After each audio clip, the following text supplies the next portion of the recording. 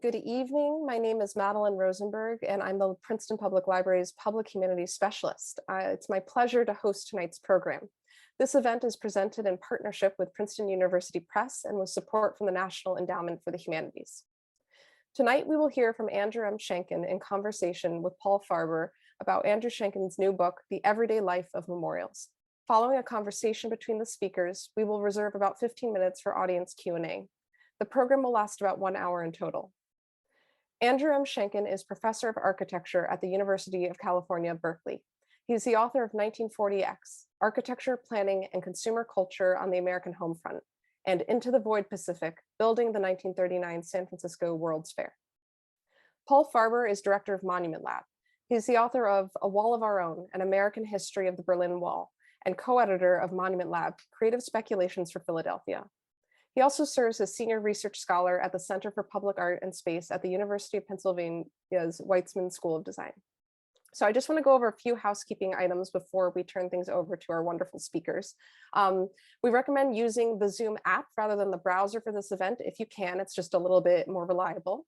Please note that this event is being recorded. Recordings typically are added to our YouTube channel a few weeks after the event. You'll also notice that live transcription is enabled for this program. You can turn it on and off via a button at the bottom of your Zoom window.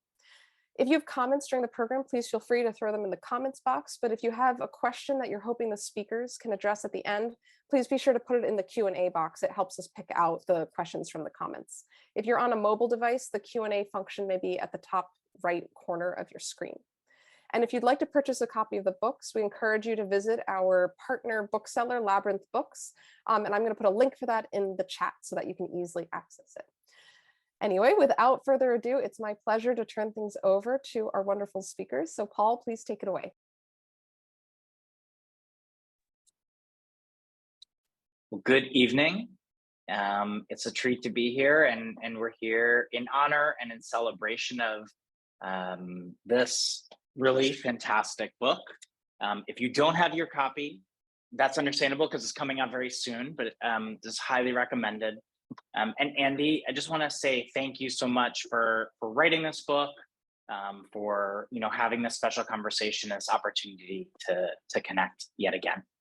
Yeah, thanks so much, Paul, for agreeing to do this. I'm looking forward to chatting about memorials again with you.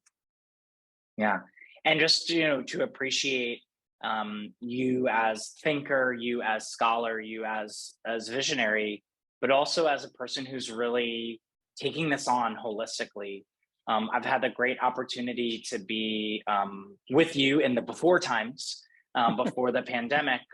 Welcome to your community at Berkeley. I see some friendly names here in the attendee list as well.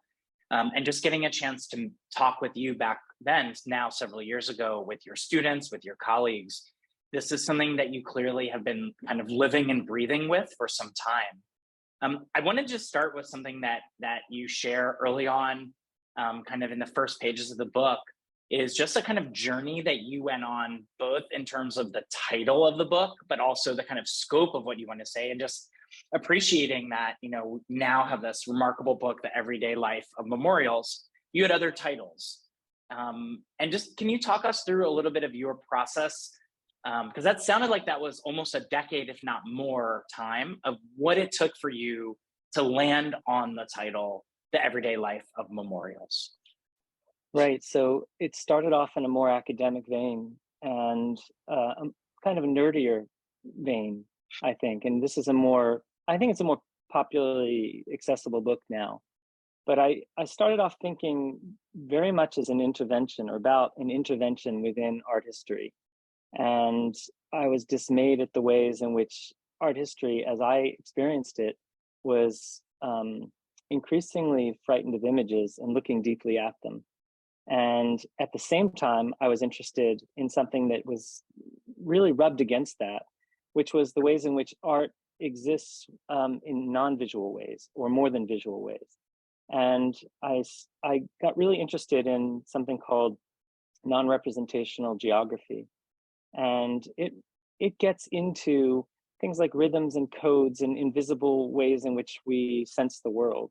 And it's interested, for instance, in haptic experience and sonic experience, as well as the visual. And I wanted somehow to redeem the visual and marry it to non-representational geography. So it was originally called A Cultural Geography of Memorials. And I went on a sabbatical in Europe for a year and was writing. And about halfway through the year, my wife got pregnant, and it was a difficult pregnancy, and I had to stop researching and writing. And then the sabbatical ended, and I realized I had a kid, and my first son, Elias, and I realized I was not going to make it back to Europe to finish the research. So I put the book down and wrote a different book that came out in 2015. And then I kind of wallowed for a little while trying to figure out what to do with this project and other projects as well. And as I matured and as I got distance from my initial idea, it changed. And I began to see, this is, I think, the part that you're thinking about, I began to see memorials as really strange, but in a good way, not in a negative way. They're really strange. They're interlopers in our world. They're anathema to so many things about modern society. And so a second title came up, and it was Why Memorials Are Strange. And some of my colleagues really liked that title, but I think it was too tongue-in-cheek for others. And then in the end, I realized what I was really engaged with is a set of observations about memorials that anyone can have as we walk through the world. And that's why I eventually stumbled on this title, The Everyday Life of Memorials, which wasn't a recent possibility. It had come to me earlier, but I was not sold on it till rather late in the process. Yeah. I mean, you mentioned memorials as interlopers, and something that you do throughout the book is kind of highlight this tension between the old and the new, but also the ways that memorials and monuments kind of almost not just create space, but often the space around them envelops them. And I think, you point out really fascinating things about how they are interlopers. That includes in public spaces that are increasingly commercialized. These are generally non-commercial, though not 100% generally non-commercial. That in spaces of innovation, they hold out, they stand out. Could you talk a bit about like what you get at in terms of like how memorials fit or don't fit in the cities and towns that you encountered them in? Right. So in some ways, what we're doing is having a catch without a ball. Because in a perfect world, we'd be standing in front of memorials with the folks who are in this call and talking to them directly. So this is best told through examples. And most of the examples people are going to know are the high profile memorials, but the book is full of lower profile memorials, almost by the way, the types of things you see when you're walking through a city and you might say, who is that bronze to, or what is that? And so one of the things that happened to me repeatedly is that very thing. I'd come upon a memorial and have no idea what it was, why it had gotten there. It seemed ill-suited to the spot. The materials were different than everything around it. What it was asking of the people as they moved through that space was different than anything else around it. In other words, it was other. And so memorials are often playing that role. Now, I think a lot of people who are listening now will think of memorials in Washington, D.C., and they're a slightly different case because that is a city of memorials, and they're dedicated, and the spots are consecrated and often quite different than the typical memorial you'd see in a park or in a cemetery in a city or in a piazza in a city for that matter. So what I kept seeing again and again is the strangeness of memorials and how they're doing things other than everything else in a city. And I started asking why, to what end, what work are they doing? And why are they tolerated? And oftentimes they're in fact not tolerated, and they're desecrated for that very reason.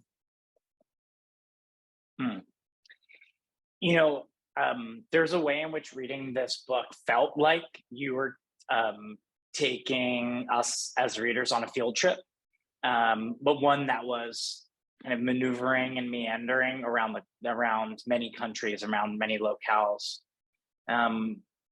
If we could snap our fingers and go to one of the memorials that you write about and you feature in the book, I know we'll talk more broadly about the topic, but I'm just curious, like if you could pick one place that we could all snap and go to, where would it be?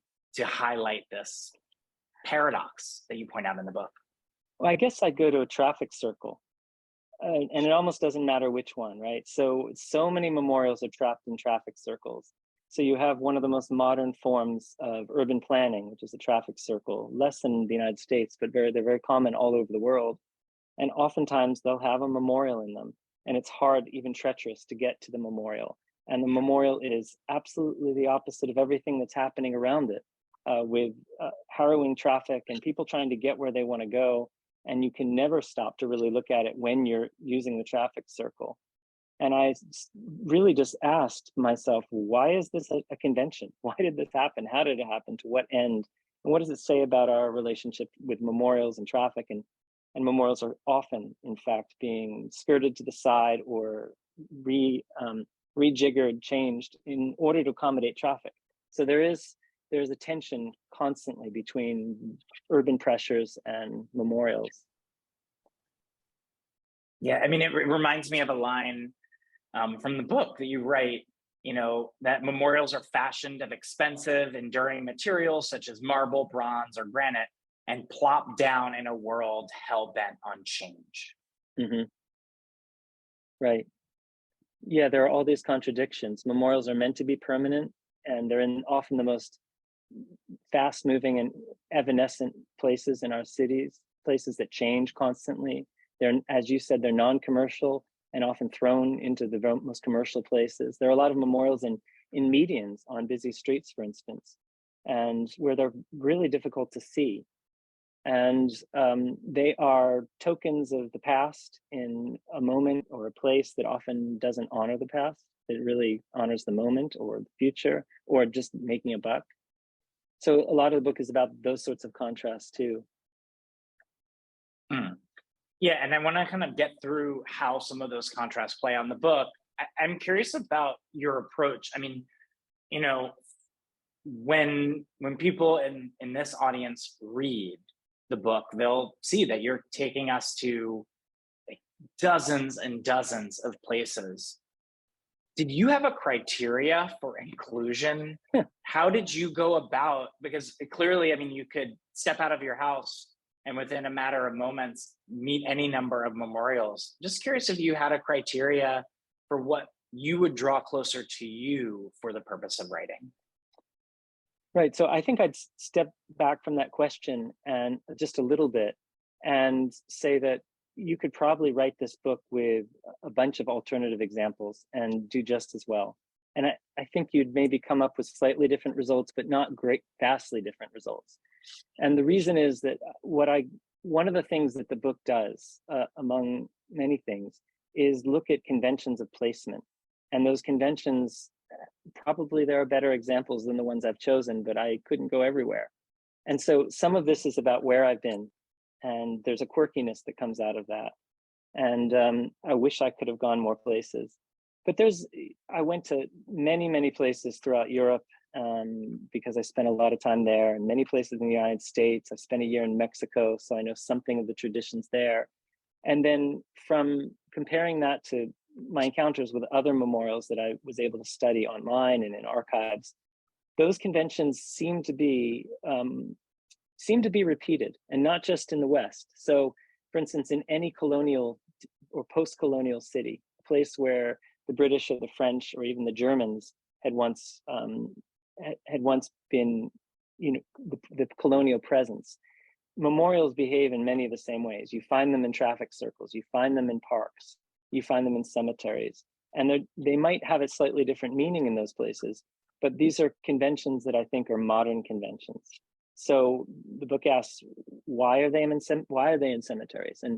And what makes a convention, I think, is that it seems natural to us and we don't question it. We don't think, how did this come up? It seems to be ahistorical and normal. And so I wanted to ask questions about what seemed normal and historicize the normal. And what we find often is that there's no natural reason why memorials end up in parks or cemeteries. There are good reasons for it, but they're not necessarily natural. That's been naturalized. And it can be explained historically, but there are also people who are against these things. And so a convention from the Latin convenire is a kind of social agreement, a coming together, literally. So people come together through trial and error and through debate over years and years. And in some ways, the book looks at some of those debates. In the course of your research, like if you'd select a memorial, like what was your process? I mean, it seems like photographing and researching. I'm asking that, and I'm kind of related, like curious, like who did you meet along the way? Do you mean literally who, or what memorials? Literally who? Okay. So there seem to be two questions there. What are the criteria and who did I meet? Well, I met a lot of people who don't exist anymore, a lot of scholars who had a huge influence on the way I thought about things. So for instance, Norbert Elias was a big influence, and he did a lot of work on the everyday.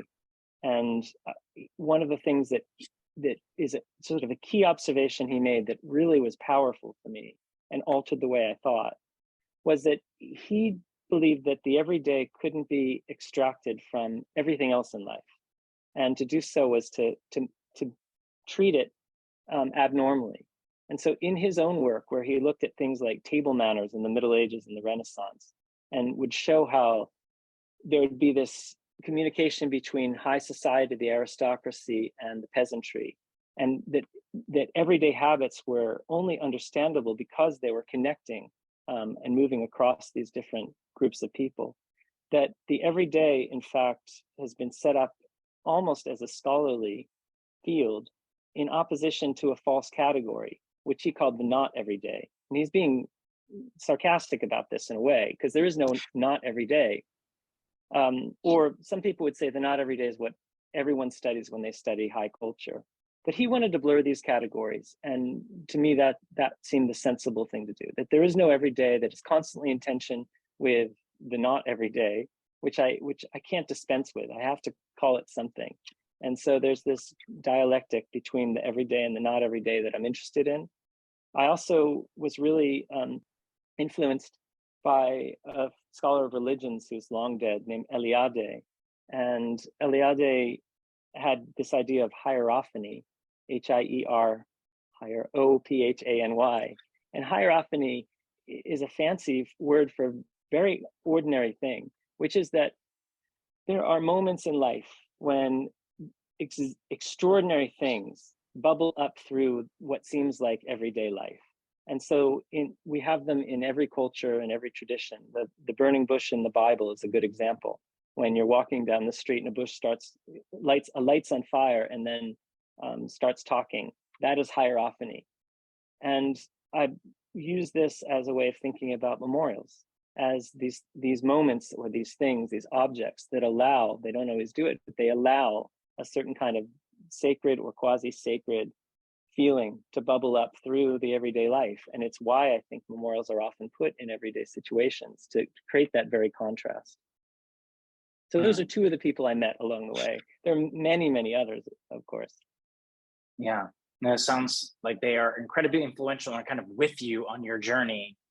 There's something you said there that just, again, it strikes me from, there's so many lines of the book that I had to, notated in my copy and wrote out for today. But there's, something I was just thinking about, that there is an intensity to your subject, and that is about loss, that is violence, that is mourning.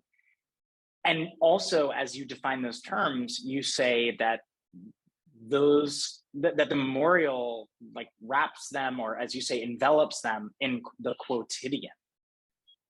And, I could ask this as a scholar, but I'm kind of interested in your life experience with this. Is how did you hold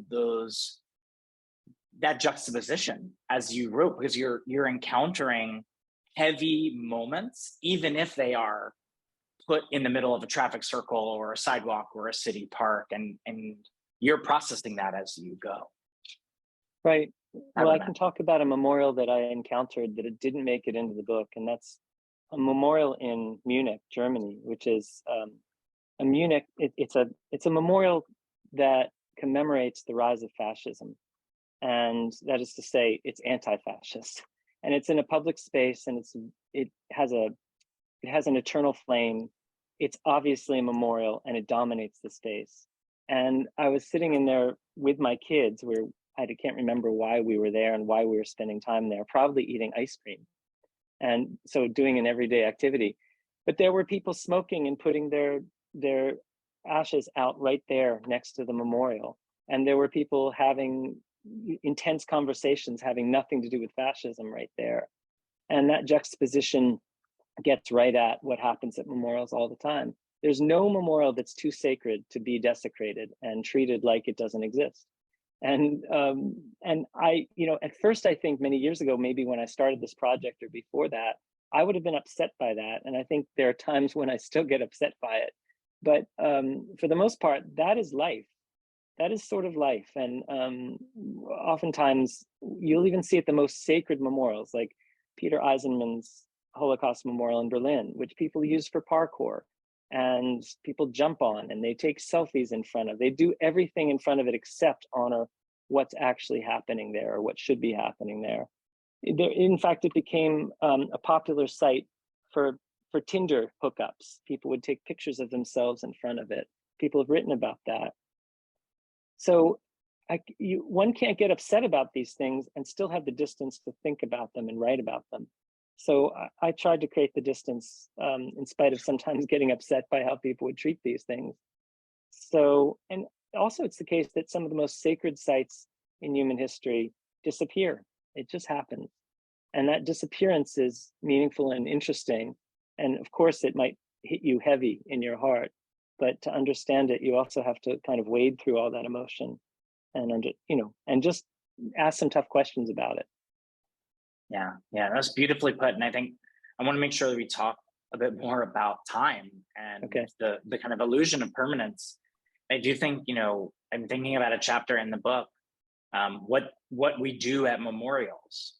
And this idea that you said of convention, that part of your work was really to like meet convention where it is and unpack it. And this is an impossible question in a way, but I am curious for your thoughts of like, who makes up the conventions of how one acts at a memorial, and like that line between joy and silliness and solemnity, like these are broad strokes, but I'm curious from your take of like, who determines those kinds of conventions?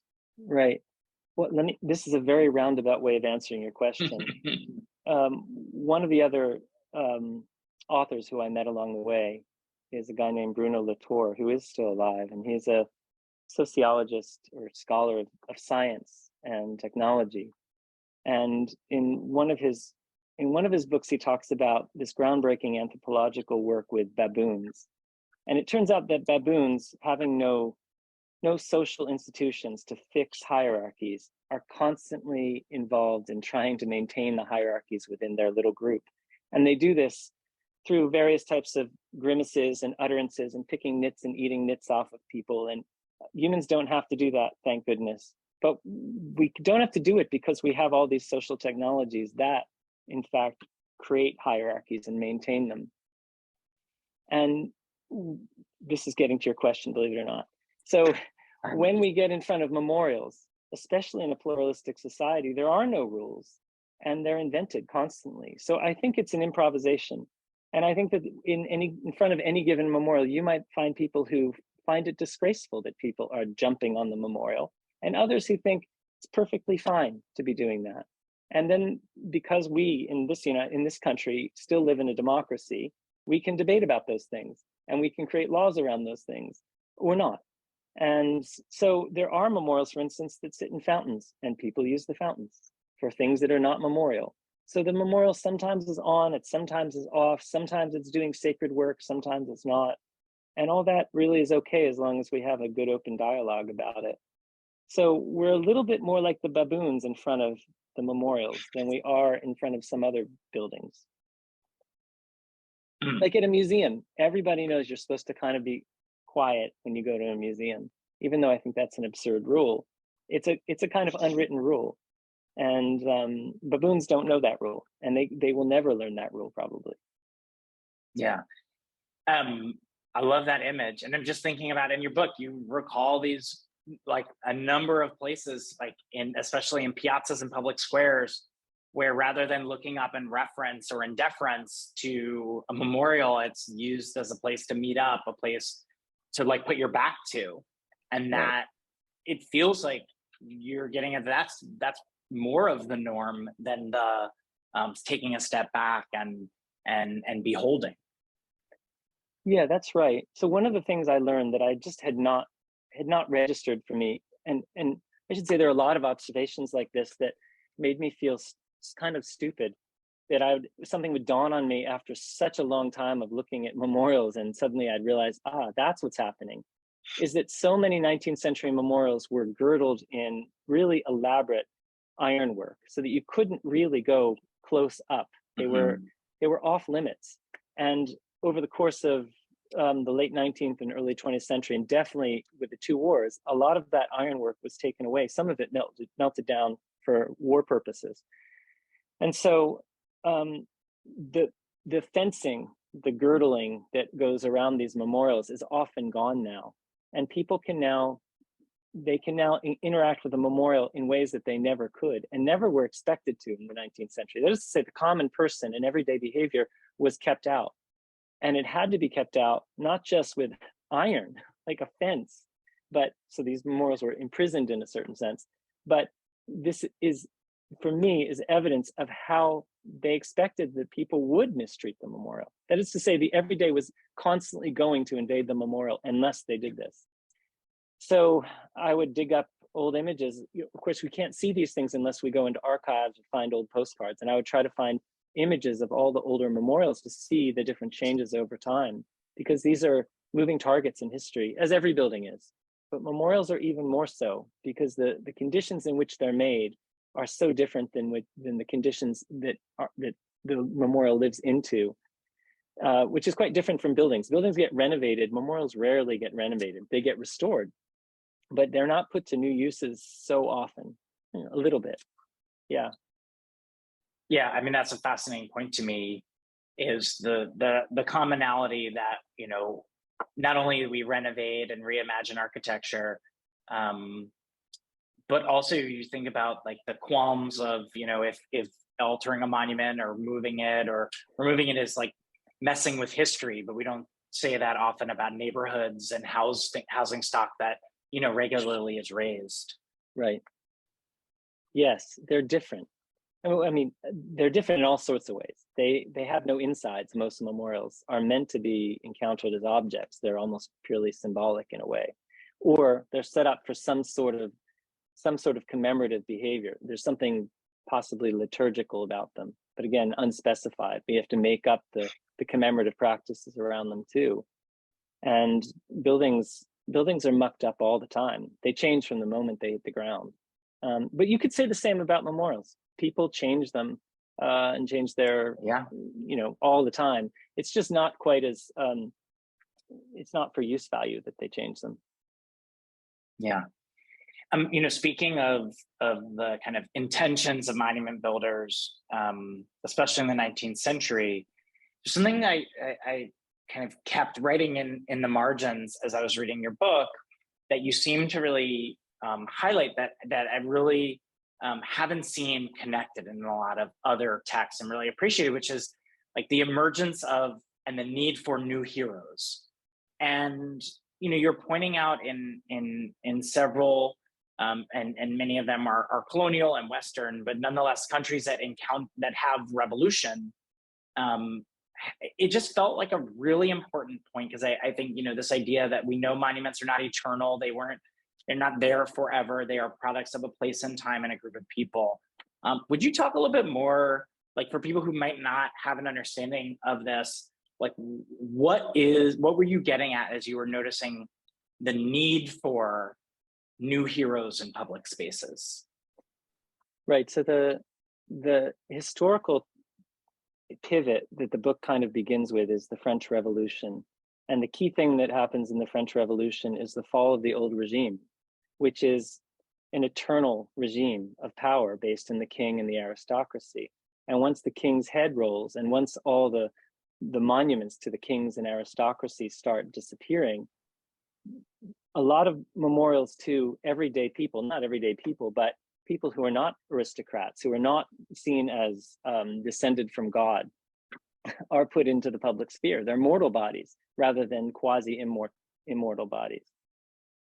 And the new regime is new in so many ways. There's a new regime of time, for instance. That is to say, before the revolution, there was no before. There was a cyclical sense of time, and there was no after. And the revolution created a before and a not yet. And that not yet is a horizon of expectation that needed exemplification in the form of heroes. So there are these, there's a new dramatis personae. There's a whole cast of characters who start narrating greatness, or that Western countries start using to narrate greatness. And they're not just politicians or war heroes. They're also poets and artists and such. And so every corner in Paris seemed to get one across the middle decades of the 19th century. And since Paris was often emulated, you'll see this across most cities that tried to be cosmopolitan. It was one way of becoming cosmopolitan. So there is a kind of hero worship that happens through this. I think it comes out really well in William Godwin's, he was the Mary Shelley's father, who says something like, we want to paralyze the hand of oblivion by putting up monuments to great people all over the place. Great men is what he really meant. And there's, I mean, this is clearly gendered from the beginning. And I think he believed that these would be examples of virtue for the masses.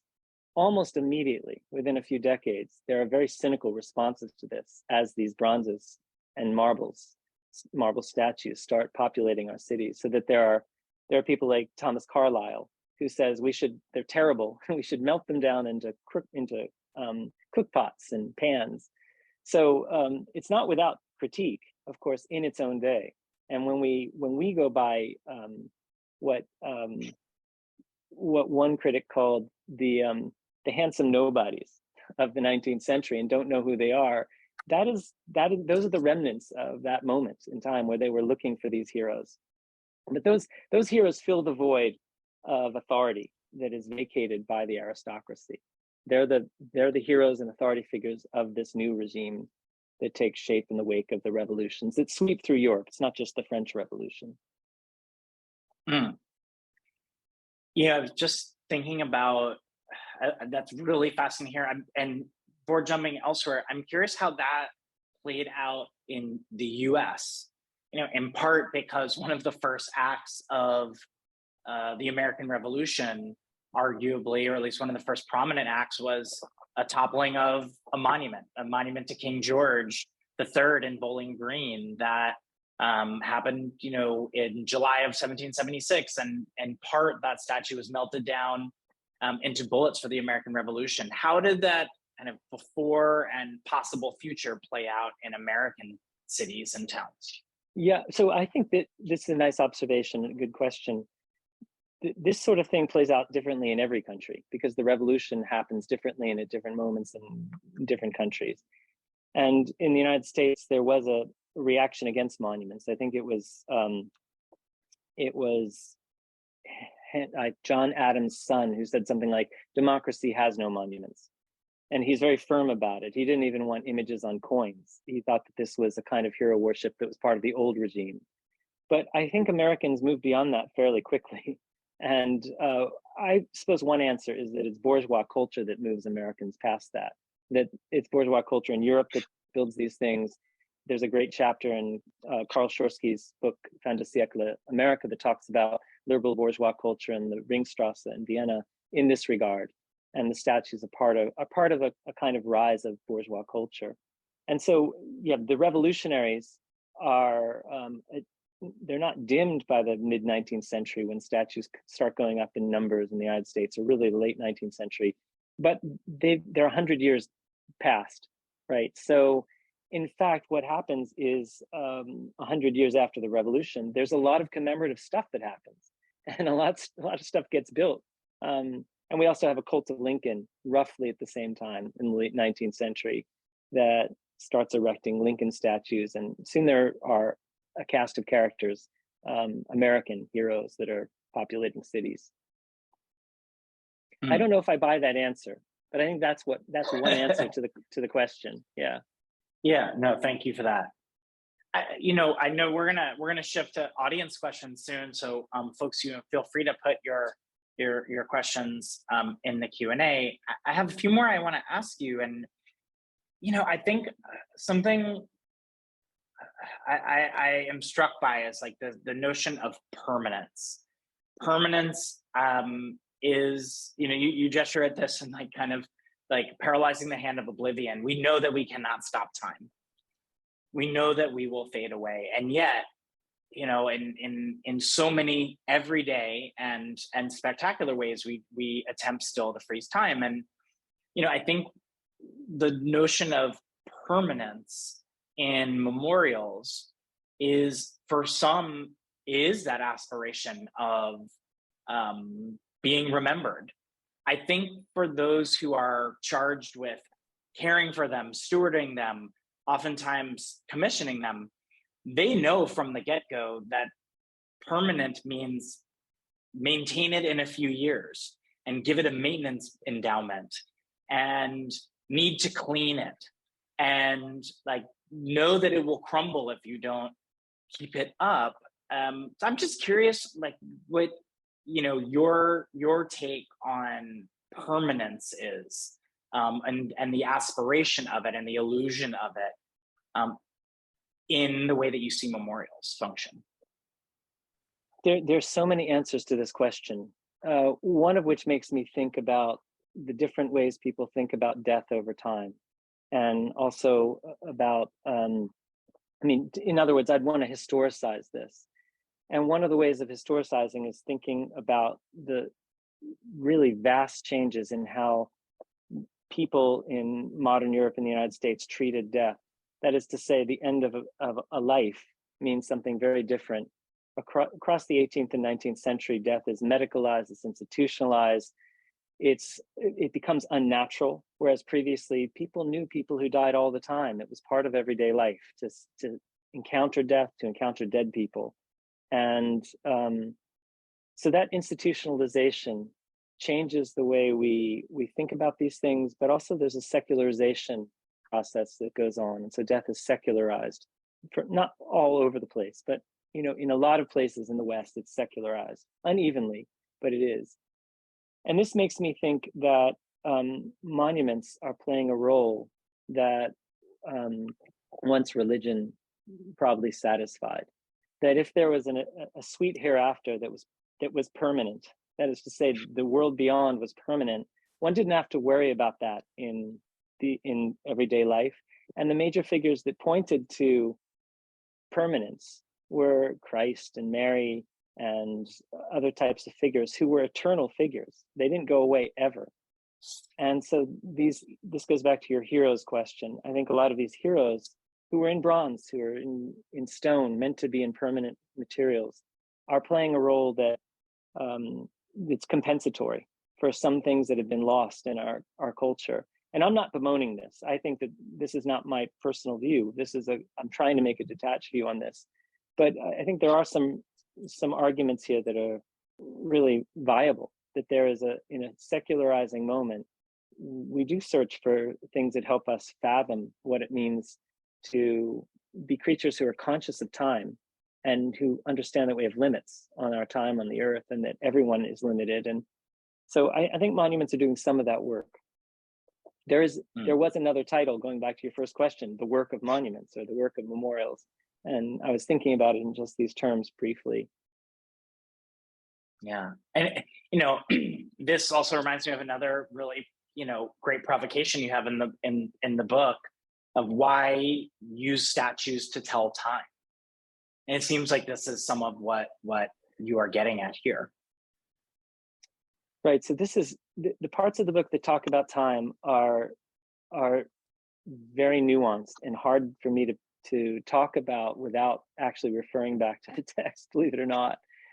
But the key observation here is that people have looked a lot at monuments and their form, and they've looked a lot at monuments and their commemorative role, and they've looked a lot at the political role that monuments play because they're often agents of political contestation.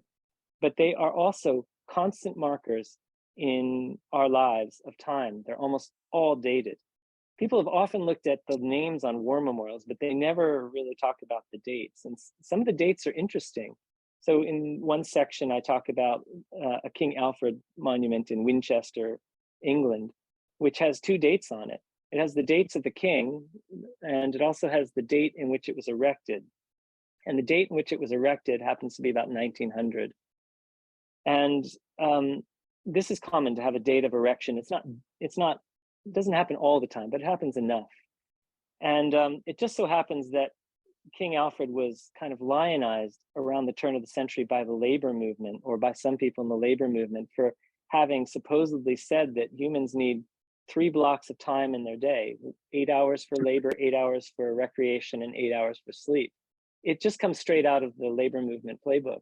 And so the monument to King Alfred is a labor union monument from a turn of the century. So in other words, the dates are doing work too. That's really interesting. And the layering of dates in memorials. When a memorial goes up to a figure of another age, we already have 2 layers. And then there's often another layer that happens because the style in which it's built betrays its age as well. So when you encounter a memorial, there are all these layers that are sedimented one on top of another every time we encounter one. Yeah, I mean, that's recalling for me something we found at Monument Lab in our National Monument audit. The most monumentalized individual woman in the United States is Joan of Arc. Oh. And what we surmise, because of the dates that they were installed, is that they were channeled as World War I related memorials. Right. They're de facto World War I memorials. She also was used as a World War memorial, literally. I've seen a couple of them where it's explicit in the memorial that she becomes an emblem, even in England. In Winchester Cathedral, in fact, there's a Joan of Arc memorial that's a World War I memorial in the cathedral. So yeah, that's interesting. Yeah, memorials are not always doing what we expect them to do. And it's not always a pretext. It's not a secret thing necessarily. It's just sometimes it's a lost thing, something that we wouldn't expect. A subtext. Yeah. We're gonna go to audience questions soon. This has been really fantastic. The book is so thoughtful. I have this serious feeling of like wanting to go on a field trip with you, and seeing this in person. I think that's a great idea. I think we were supposed to do it at another moment, so we'll have to do that. I guess something I've been kind of thinking about before we go to the audience questions is,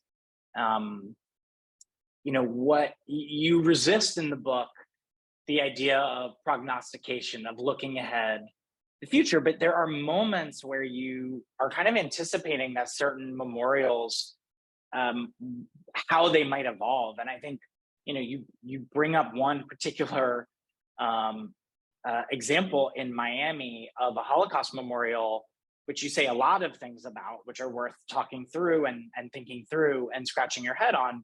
You also point out the context of climate change. And I guess just, as you were trying to historicize memorials and monuments, how difficult was it to keep like the future at bay?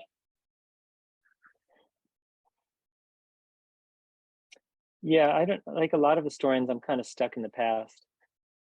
And maybe I'm using that as a defense mechanism so I don't have to think about things, existential threats like global warming. But just to go to your point, yeah, this is a Holocaust memorial. It's a giant arm in Miami Beach. And it's a dark moment in the book where I contemplate it surrounded by water and what would happen. And because 2 things come out of that. One is that the memorial would no longer make sense where it is. Miami Beach being a place where a lot of Holocaust survivors went to live and then got together and agitated to get a memorial and got it. And if it were surrounded by water, it would have to be moved. But presumably all of those people would be long dead and their survivors probably would have gone on too. So what is the fate of memorials whose communities have moved on too? And yeah, I do worry about these things, and there are times, Paul, where I think it really doesn't matter. Memorials are less important than these vital issues like global warming, and I'm a fool to be spending my time thinking about it. On the other hand, I think that there are issues that come out of memorials that get to the very edge of what it means to be human.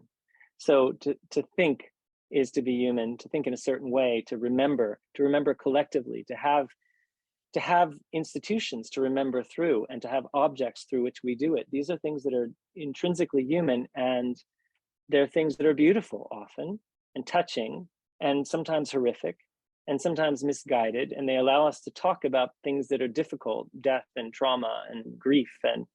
And so that is maybe the reason why we have to keep talking about memorials and why they keep coming up again. I mean, it's a tired subject for a lot of people, right? When I first started this book, one of my colleagues said, "Oh, don't write about that. That's a dead subject." And I thought, is that a play on words?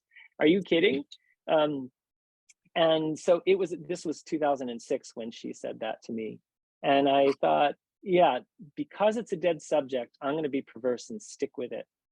And I'm glad I did. But I do think it's about getting to the edge of what it means to be human, and also to the edge of historical inquiry. There are moments where, as a historian, I can't answer certain questions, and I'm left with other disciplines to try to that I'm not masterful at, to try to understand things, anthropology, philosophy, and some other subjects that I wish I understood better than I do. Not everything can be historicized, I think. Yeah. Well, I'm glad that you are seeking these questions. And speaking of seeking questions, we're going to have some great questions, and it seems like some comments that you can riff on. I'm going to try to read as many as I can. We have one from an anonymous attendee. Okay. What do you think? What percentage of memorials were irrelevant or misplaced at the time that they were installed? Well, none of them.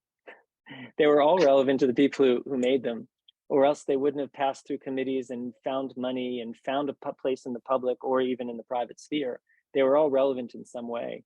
And probably very few of them weren't contentious in some way. It's very seldom that a memorial goes up that some person isn't cranky about it, or some group of people isn't cranky about it. So, it's a great question in a way, because it gets at how difficult these objects are. It's not like a piece of art that you can sell and someone can put it in their living room. It's a public form.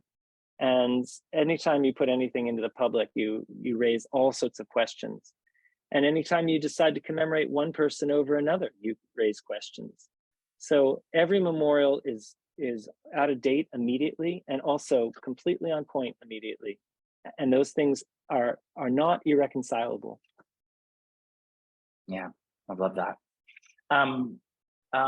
Julio Rabanales says, "Hello, Andy. I like your answer about how people anticipated these places would be misused. Do you see any sort of fencing or something that restricts us from not using memorials, returning in new ones? Would this happen only in the places that are considered more sacred than others?" I'm not sure I totally get the question. Is it about the replacement of memorials? Is that the core of the question? I'm going to interpret here, yeah, please. But just thinking of, you point out this idea at an earlier moment of ironwork and yes, gating being removed. I think the question is getting at, for new memorials today, are restrictions limited to the memorials that are deemed more sacred, or are restrictions part of another kind of impetus? Yeah, I think this is all part of improvisation, and there's nothing that's not, there's nothing off the table. There can be very sacred memorials that get mucked up and changed and altered and reappropriated or appropriated and recontextualized. It happens all the time. I don't think there are any rules. I think there are only communities of people coming together to fight over these things and imperfectly solve the issues that they have. And so even in the nation's capital, this happens all the time, right? The orientation of memorials changes, and the future of memorials is, like, the Jefferson Memorial could change. It really could. We could have that replaced with something else. I'm not necessarily sponsoring that, by the way. That's not my position, but I don't believe that these things are permanent. I think there are too many examples of memorials that come down that are changed, and yeah. So, thank you for that question, Julio. It's great to have you here. Yeah, thank you for that question. And I have a comment from Avi Rosenweig. So far, and this was early, but still telling, so far this sounds like a subset of the strangeness of car culture. How European civic spaces were hijacked by car culture, but designed for people seems to hold on against a car onslaught. Unlike here in the USA, where cars triumphed in soil that had shallower human roots. Thank you for that observation. Andy, if you want to take that on or not, I just put that to you. Yeah. So all over the place, cars and monuments are battling it out. It happens all the time. And in fact, there's this great quotation I got from a 1950s British writer who talked about monuments weeping their red rust onto the road. It's a beautiful, beautiful phrase. And yeah, they were made, many of them, not all, many of them were made for one set of contexts, which is a pedestrian world before the car, and at one set of paces, that is to say, pedestrians, people in carriages and horses, and they survive into a world of cars and urban planning. And so, yeah, Avi, your point is well taken. There are many memorials in pedestrian zones as well that have some of the same problems that memorials that contend with cars have. They're neglected. They're not pedestrian in scale. They are appropriated in ways that some people would find upsetting. So it's not just, I agree with you, the car is a problem, but it's not the only problem. It's not the only reason why we should study the everyday life of memorials. Yeah. Thank you for that. So I'm gonna try to get through as many as we can here before we wrap up in a few minutes. Calvin Nguyen writes, how does the work or role of memorials change when they're an entire landscape that's been renamed or named or re-landscaped or landscaped to memorialize something, with the example of UC Berkeley's Memorial Glade? Oh, hi, Calvin.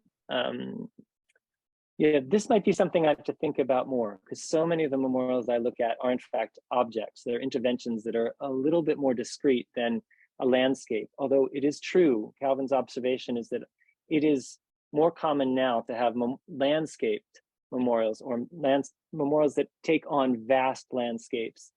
And this goes back at least a generation now. Since the 1990s, memorial landscapes are common, but Memorial Glade at Berkeley is a glade that is memorializes something. So it's a commemorative space. How does it change the story, let's say, to have it a memorial landscape? I mean, there are some ways in which taking on a whole landscape dissipates the effect of a memorial because it can't be iconic. And oftentimes, if you're in a memorial landscape, you forget you're in a memorial landscape. And in fact, Eisenman's Holocaust Memorial has certain elements of landscape to it. I think it's meant to be thought through that same paradigm. And people neglect it as a commemorative site all the time. So I'm going to have to think about that more, Calvin, before I give a really good answer. And maybe you and I can talk about it sometime too. Great. I'm glad that your community is circling up here and you have made new friends and new readers. Just in the last few minutes, I'm going to try to summarize some of the questions here. It's a really thoughtful extended note from Rebecca Friedman, who brings up their recent visit to the Flight 93 Memorial that they say is very well done, and it is marking a site of trauma. And this question shares how this was extremely moving and in multiple components. And she writes that this sounds maybe a different example than many of the memorials in your book, and perhaps represents a more contemporary idea of what a memorial can be. What do you make of that idea of like a historicized or historical memorial versus one that is contemporary? Well, everything contemporary becomes historical. So at some point you can start thinking about it the same way. But I like Rebecca brings in a couple of things that are really interesting. The first is that the book, so you asked how I made choices about memorials. Almost all the memorials in the book are urban. And the memorial that Rebecca brings up is less urban. So it has space to work with. And it also is a site where something actually happened. And so many memorials in the book are in fact despatialized. They're ageographical. So an Abraham Lincoln in Philadelphia is different than an Abraham Lincoln at his birthplace memorial, right? Or where some traumatic activity happened. So already I think there's something that's distinct about a memorial that marks a spot where something actually happened. Although oftentimes these things are tricky. So when you find a memorial that's supposed to mark the spot, oftentimes it's not actually the spot. They've moved things around to make the memorial work. But the other thing about Rebecca's question is that it has many elements, and this is a kind of convention that you can find going back quite a ways too, at least 20 or 25 years. The Korean Memorial in Washington, D.C. has many different conventions, including a field of soldiers and a wall, just as a kind of pendant to the Vietnam War Memorial on the other side of the mall, and a flagpole, and a little area around the flagpole. And I think it's getting a visitor center right now.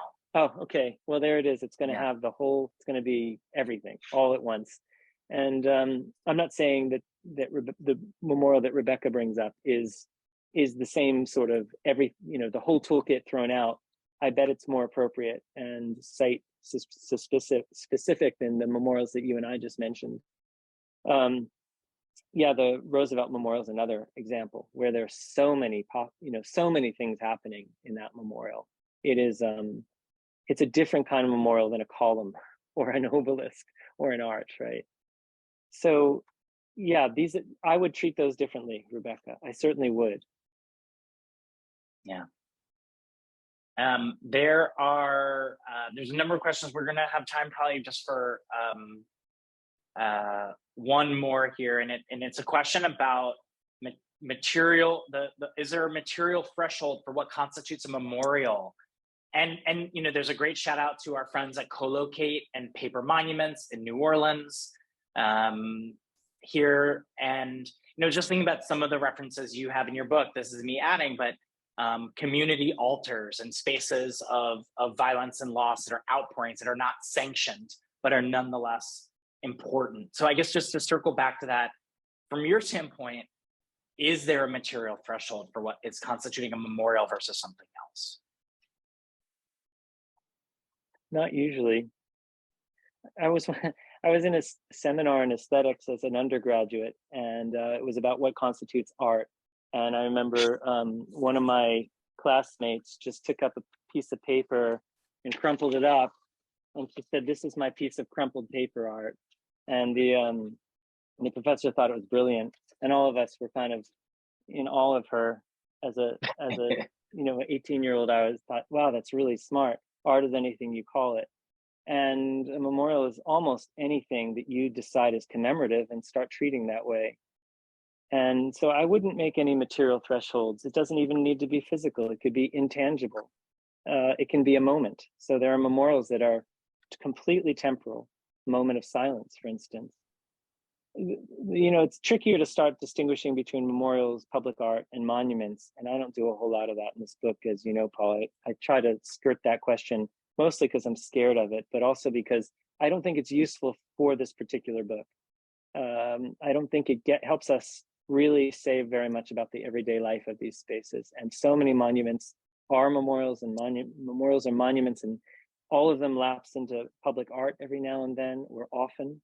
And it was that way from the beginning, so that there are commemorative works, there are memorials that were established in the 19th century where people understood that its aesthetic value was more important than its commemorative value, and that was okay for them. Yeah, I want to just, you have a great line in the book that you repeat: scratch a monument, find a memorial. And I'm so glad you brought that up. We're gonna unfortunately have to close now. This is because there's so much more to ask. All of us have questions. It's just more reason to pick up this book, appreciate the work that you've done here. If you have not meandered to a bookseller shared by our friends at the Princeton Library, please go and pick up this book. Andy, it's been such a pleasure. I look Me forward too. to taking a field trip with you in Thank the past, you. present, and future. That would be great, Paul. Thank you so much. So I just wanted to pop in quickly to give, say huge thanks to Andy and Paul. And also you can get our book, the book at Labyrinth Books on Nassau Street and online. We also do have it in the library's collection if you'd like to check it out. But thank you all for being here tonight. You were a wonderful audience, great questions. You'll see that I put a link in the chat if you'd be willing to fill out a survey about our program. We would be grateful because we're always trying to learn more about our audiences and their interests. But overall, just a fantastic conversation, so interesting, and wishing you all good health, and thank you. Good night. Thanks to you, Madeline. Thank you.